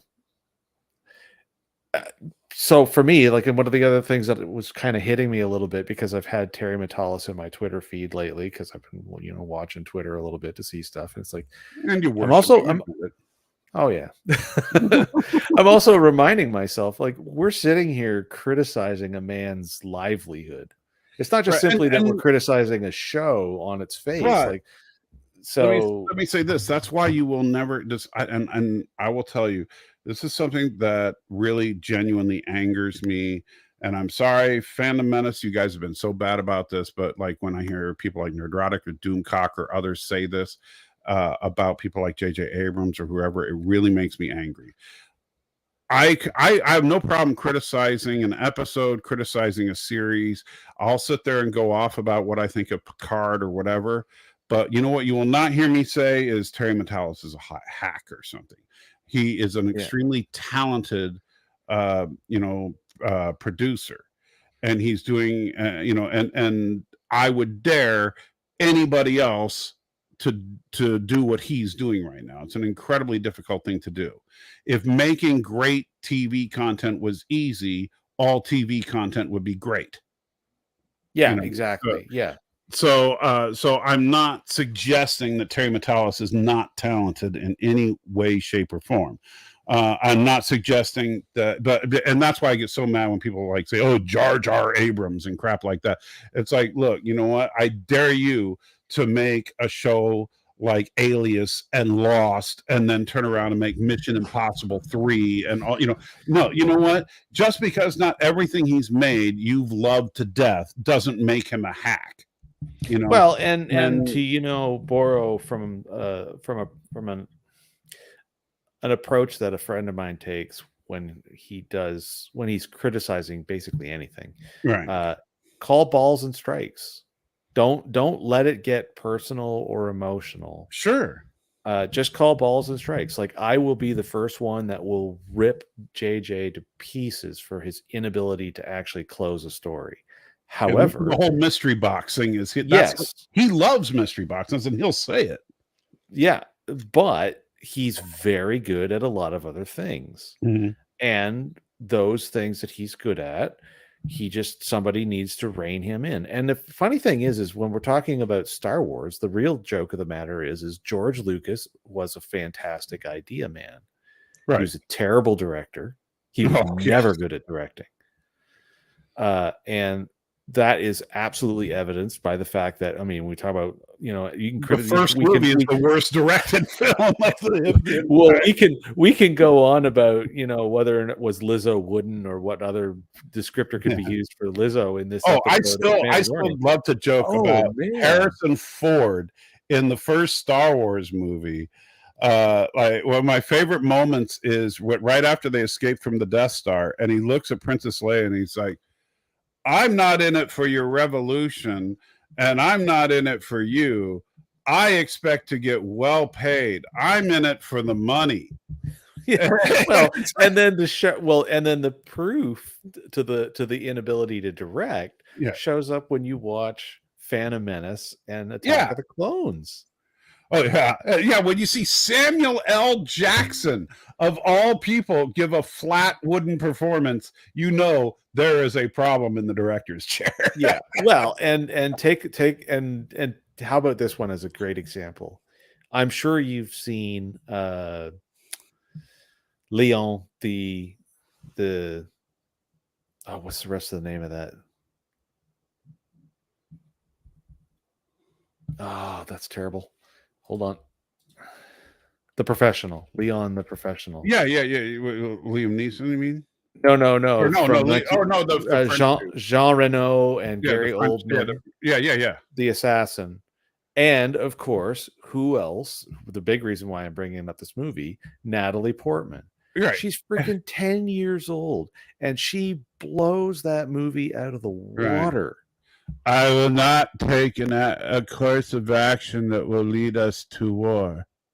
Yeah, exactly. And then, or how about the romancing with Hayden Christensen in the second movie? I mean, that was just make it seem like you want to rape her. That's perfect. You know, it's like, yeah. So yeah, like George Lucas gave us this gift that was in his imagination that is now this insanely huge Star Wars universe, video games, comic books, movies, novels, but the stuff he made was some of the worst. Terrible. Right. Terrible. So yeah, balls and strikes. Some people unfortunately do produce nothing but irredeemable content, and unfortunately, well, that shows more of a job mismatch. Not that the person might, like with George Lucas. The other thing about George Lucas is that he revolutionized visual effects, right? And it was a combination of all the right people at all the right times, because Glenn Dykes, because he ended up being friends with, like, there were people like Glenn Dykstra that were absolutely pivotal in producing or creating the what became ILM. Dykstra was actually the principal special effects or model builder for the original Battlestar Galactica movie that was split into a miniseries eventually. So yeah, like that guy. But Glenn Dykstra and model making for space movies is like Stan Winston for creature effects. I met Glenn Dykstra back. Yeah, like that guy was in it was 1979, I think it was. I met him at a convention, and he brought with him to this convention. This was hilarious, by the way.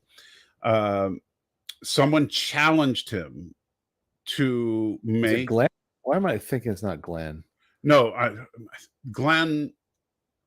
No, because I think you're thinking of Glenn. Dykstra's right, John Dykstra. Right? Yeah, because I think you're thinking of Glenn Larson because he was the producer. Oh yeah, Glenn A. Larson. Yeah. But yeah, I know who you're talking about though. But Dykstra is the right last name. Dykstra. But the model maker was at the convention, because I couldn't remember his name, but I remember what he did because he had some of his other models with him, including the Galactica, and what he had a challenge put out to him. Not Lenny Dykstra, the baseball player. So he had check this out though. He had a challenge put to him, and the challenge was very simple. They said, he said he could make a cool spaceship out of anything, right? Because if you look at his models, like the Galactica and stuff, like Star Destroyers and stuff, they were kit bashes. They were all kit bashes that he did. And so he would take parts from different model kits and modify them and glue them together and make whatever he's making, and put them together on some frame that he would put together himself. Yeah. And so he said, I can make anything into a cool spaceship. And so some guy said, okay, I want you to do it with this, and gave him a Hoover vacuum cleaner. Well, wouldn't take him long if he had the right supplies. Not only did he have this insanely cool looking battle cruiser on display that was, picture a vacuum cleaner's size, right? So now picture the vacuum cleaner on its side. Now picture a big bulbous front with a battle bridge on it and some big guns facing forward. The whole thing has lights and stuff all over it. And then the back is like a huge engine compartment, kind of like the Galactica. And that would be where the actual base of the vacuum is. All right. Nice. So this was the basic shape of a vacuum, except it looked cool, right? And so he goes, but, and people would come up and he'd demo it. And he says, but check this out. And then he hit a button and the engines would start to glow. And the vacuum turned on, so it went. Oh, nice! It was and actually, Martin. Yeah. I was about to say that. I was very much about to say that is Yeah. When you consider when Spaceballs was made, this was long before Mega made. Yeah. There's a serious chance that there could be some level of inside baseball going on there, because could be the Mega Man was inspired by that. Possibly one of the because a lot of the things that you were talking about, as far as like the like make something out of anything. If you look into a lot of the that kind of thing all the time. Oh yeah, I was gonna say, if you look into a lot of the model making that went into the Alien movies for 1979, the end result for the Nostromo tow ship itself was actually a kit bash of all of the models that people kept trying to come up with. They just kind of randomly decided to just take what looked like the best options and slam it together. So being forced to have to be creative in those ways, I think, is probably why we had so many good shapes and principal design styles come into being at that time, because some of the best stuff that's come out in science fiction in the last 25 years or so has actually been either fundamentally based on pre-existing stock. So the classic, we'll call it the 4-component of a Federation starship. So primary, secondary, and 2 nacelles, right. Or the triangular shape of Star Wars ships. When you look at anything that's new that was brought to bear, the best looking ships tend to be ones that are clearly inspired by the 70s and early 80s work that was done in the pioneering of spaceship model making. And one of the biggest ones for me, and I don't think you haven't really watched any of Stargate at all. I've seen most of SG-1. Okay, so did you ever see the Daedalus class ships? What is that? The carrier that the humans made? The big one that had the two pontoons. Tell me how much that is not like heavily inspired by, a combination of Battlestar Galactica and a few other things. Oh yeah. But but it still has its own distinctive look. Like there's cues, but it's clearly its own thing. But that's something that, like, with CG artists today, is that if they're doing their job right, they can still do that. And that's where, like, you know, when we looked at you know, this guy, you know, this ship looks like a Star Wars ship. Well, not And just Star Wars. It but it looks looks like a Mon, aquatic. yeah, it looks like a Well, Mon for me, it looked Calamari like a ship. Mon Cal ship. Yeah. Right. And so I like the fact that, yeah, in Star Wars, we have, if you look at the color, the shape, and stuff like that of the ships, you can generally tell what it is. And the artists that go in and are designing new ships are still following that, you know. Oh, there's the shots fired. Yeah, I know. And Thomas is very, very adamant about that. But and same with Star Trek, except for during Discovery, where they tried to change everything so radically. With Star Trek, you should be able to immediately recognize a Federation, a Klingon, a Romulan, etc. Yeah, everyone is very clearly separated. Right. But I think that part of the problem is that, you know, when you say something feels like it's generic sci-fi, is when the artists aren't given, like, they don't have something to draw inspiration from. Yeah. And so they're just said, okay, make a spaceship, you know, and it's like, well, yeah, but don't make it look like anything else. Good luck with that. Yeah. Honestly, I would say that we were truly fortunate that the crew of people that were assigned to produce all of the ship design and ship faction aesthetics for The Expanse pulled it off. Right.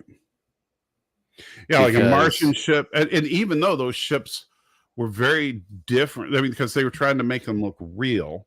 Yeah, they were trying to be very hard science fiction and right. yet also be very distinctive. Right. So the Martian ships looked very high tech, very solid compared to everybody else. The Earth ships looked very old and worn out, but yet still purpose-built, but very reliable and tough. And Belters were like old jalopy with rust and everything. Yeah, and I love the fact that they were using like cargo containers for and stuff like that, and you know, FedEx boxes, literal FedEx boxes, you know. Yeah, and, you know, of all the things that actually really hit me as a side note was that episode in season 2 when they boarded that and they used the FedEx spin box station, and the boarding pods that they had to use were makeshift, like FedEx and other various crates where they were just like. And what was the line that Kamina Drummer said to whoever it was who asked, when the pod hits the station and the wall blows out, you go through the hole. Or something like it was just it was such a good because that's just how they're tech, you know. They were extremely low tech, you know. Oh, they tried to do by the way, they did try to do a remake of V. I remember that. Yeah, it was terrible. There were a few people. Danny would probably love it. There were a few people that were cast for the show that I actually enjoy watching because I've seen them in other things. Well, like the one girl that's the girlfriend of Deadpool. I can't remember her name. She was also from. Well, her big thing in science fiction was she was in Firefly. Yeah, she was Diana in V, and since she's got that really long neck, it kind of works. Yeah, you know, because she kind of has a lizardy look anyway. Yeah, Elizabeth Mitchell actually was the other actress that because I think, what did she do? Well, actually, Elizabeth went on to actually be in.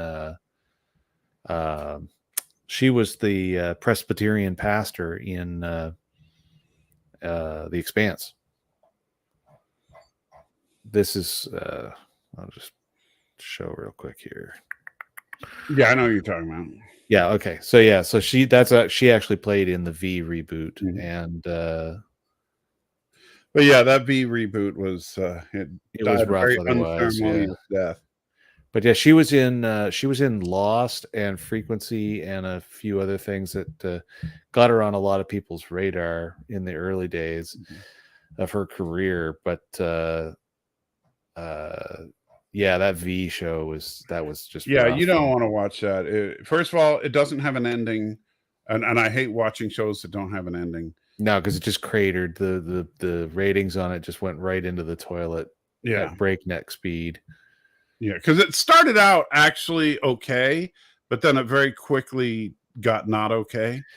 Yeah, it's almost like they tried to play the little bit of a game of we're going to grab a bunch of names because so Elizabeth Mitchell, Marina Bakarin, who is the long neck lady from Firefly and whatnot, also Lexa Doig. I don't know if you realize who that is or not. She's played in all manner of things. She's actually married to the guy that played Jackson in the SG1 series. Okay. And she ended up playing in the last 2 seasons of SG1 when they replaced the Doctor on SG1. But she was the Andromeda Ascendant in the Andromeda show, so she was the android. Okay. And she was in the TV show Continuum, and what else was she in? That was a big deal. Well, there was something else. Now I haven't watched much of Andromeda. Does it have an ending? I don't know. I didn't mind watching Andromeda, but it felt like B grade TV sometimes, so I kind of just never really stuck with it. I'm looking for another show to watch when I can't sleep at night, but since I finished Lost in Space, but I want to find a show that has a definitive ending. I might rewatch Clone Wars and then watch like Rebels, because I've never watched Rebels. But well, I mean, you could do, if you did Stargate all 3 series, that would take about 6 years. Yeah, technically there is an end in the end of season 2 of Stargate Universe. Okay. It's maybe not the world's best ending, but they did the best they could, considering they got told in advance that they weren't going to get a 3rd season paid for by Sci-Fi Channel. So they actually did know in advance that they needed to try to wrap it as hard as they could during season 2. Okay, I'll try. And I'll tell you what's funny. When the pressure comes and you know that you've got to make something happen and that's it, because you're not getting any more money anymore. When you got people that absolutely love the content that they're producing, you can tell, because man, that season created some excellent episodes. Like some of the best science fiction storytelling went on in season 2 of Star Trek or of Stargate Universe, even though fundamentally Stargate Universe was a bit of a flawed attempt.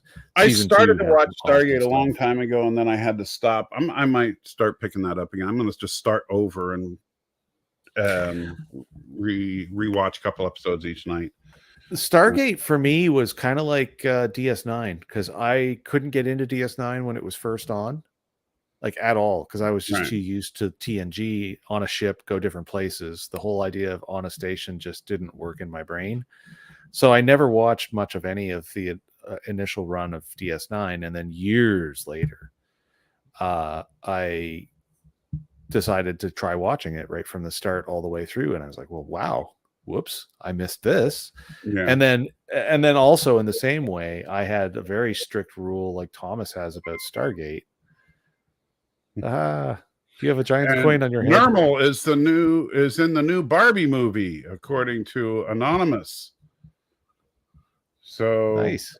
There you go, and there's a link to it and everything. I don't know that I want to follow that link. It makes me nervous. Yeah, well, the internet has was it Rule 34? So watch out. I have spoken. Yeah. So for me, it was the same deal with Stargate. The movie was great. I enjoyed the movie. That having a TV show made no sense to me. I caught 2 episodes. It just did not work for my brain. And then once the series hit like season 8 or 9, I thought, there must actually be something to this. And then I started watching the show and got myself caught up, and then it's like, oh wow, here's yet another show I missed that was actually really good. And even Stargate Atlantis, which was running for a while, was running at the same time as the last few seasons of SG-1. Even Atlantis was really good, and didn't really have a whole lot of total junk episodes in it, which was pretty cool. Oh my goodness. There you go. Nice. Normal in the Barbie movie. So yeah, it's kind of scary that when you really think about science fiction shows, there's only been a few that have really, really stuck the landing all the way through. Yeah. And sadly, Star Trek is not one of them at this point. Well, Star Trek is definitely not one of them across its entire breadth of content. Star Wars every now and then seems to like forget that it's supposed to stay on the balance beam while it's performing its act.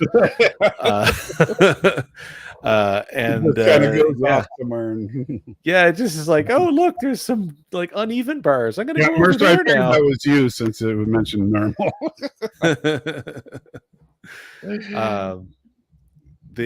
So yeah, like and Ariel, no, I haven't watched the Dark Crystal series. I meant to, but I never got around to it.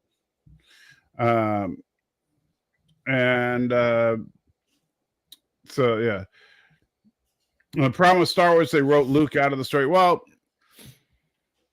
I do think Star Wars needs more Skywalker, but not necessarily just Luke. I don't even actually think it needs or more Jedi. Well, I was going to say it needs some more Jedi because the whole thing with that whole franchise is space wizards with laser swords. Yeah. And I don't mind having a bunch of this extra stuff along the edges, like a ton of lore around all the different races and all the different planets. That's fine, but it's all still got to tie into its space wizards. It's pure science fantasy. Well, and the Mandalorians are supposed to be like the anti-space wizards.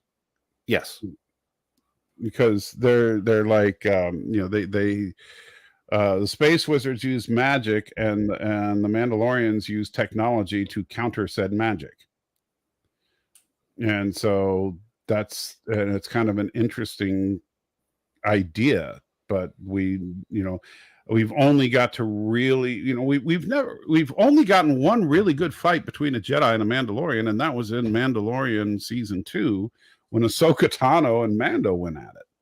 Yeah, otherwise you have to go to the cartoons to actually see some good stuff. Right. One of the best fights where a Mandalorian is put to task is in Rebels when Sabine Wren is training with Ezra and Kanan, and because at that point she'd obtained the Darksaber, so they took her off into the wilderness to train her, and they went through a whole lot of different training stuff, and that was good. But it's a cartoon, so it doesn't have the same gravitas as having, right. But that fight with Ahsoka and Din Djarin was actually a lot of fun. It was just too short, Yeah. I thought it was kind of cool to see the fact that despite the fact that she had magic superpowers and laser swords, there was a pretty even match. And you wouldn't have thought for the most part, yeah, because Mandalorians effectively always train as though they have to fight someone with magic powers and laser swords. Exactly. All their toys are all built for that. And that actually, what's nice is you do get in those 2 episodes in the Rebels series in season 3, they actually do an awful lot of exposition that explains a lot of that the cable wrist launcher and the missile launcher and the little wrist shield and the jetpack and all of that was all to be able to fight the Jedi, so as to be able to counter all of those superhuman abilities that the Jedi have. You just use technology and weapons to do it. And Mercer thinks Andor is the best series they did. Well, yeah, if you want to believe the Empire did nothing wrong, it absolutely is. Andor is the best series that needs to be re-edited. Yeah. That show's too slow. It is too slow, and the Empire apparently did nothing wrong. But anyway, so we do need to wrap things up. So I think that we can agree that this was definitely an episode. It was definitely an episode. Things happened, and then the cool thing finally happened, and then the show rolled credits, and I'm going, but what? Yeah. there was stuff and pews and robots and credits. All that is all true. But tomorrow, hopefully, we'll have a show. Well, I'm planning on being up in the morning to see what kind of disappointment doesn't await me. Hopefully, we'll see what happens. I'll try to get in touch with you during the day if I find out what's going on with Danny and times and all that. So the time tomorrow might change, but I'm not sure. If it goes later, that's fine, because at least up here tomorrow is Friday, because Friday's Good Friday. Oh, you guys get Good Friday. We actually have Good Friday off. So. Wait, Canada, the heathen country, the communist country gets Good Friday off. Good Friday off nationally. Wow. Yeah. I'm shocked. And why do they call it? Maybe that's why they call it Good Friday, because we got him. All right, dear. So there we go. So Danny, if you're watching this, if we need to go late, that would probably be better. Although and so with that, remember, you're the salt of the earth. I'm the salty trekker, and Danny's wrong. The show is not that bad. It really isn't that bad.